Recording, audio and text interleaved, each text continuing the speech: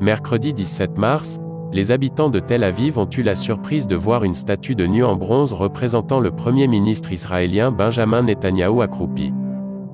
Les élections législatives israéliennes se tiennent ce mardi 23 mars pour élire les 120 députés qui siégeront à la Knesset. Les Israéliens retournent aux urnes pour la 4e fois en 2 ans. La nouvelle candidature de Netanyahou est largement contestée par la population qui s'est rassemblée en masse durant 39 samedis consécutifs. L'artiste auteur de cette statue, installée durant la nuit dans le quartier sur la place Habima, reste toujours inconnu à ce jour.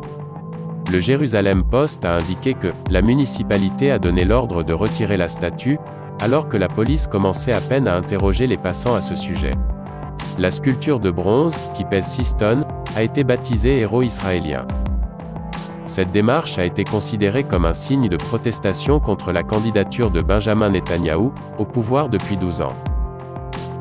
Ce n'est pas la première fois qu'une installation artistique, dénonçant le règne de Netanyahou dans le pays, est dressée sur les places de Tel Aviv.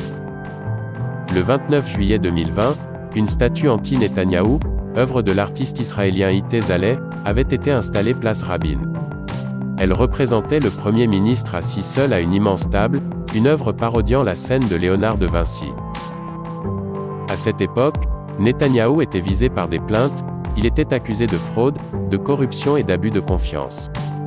En décembre 2016, Itay Zaleh avait réalisé une statue dorée géante à l'effigie de Benjamin Netanyahou qu'il avait ensuite posée place Rabin, en face de l'hôtel de ville.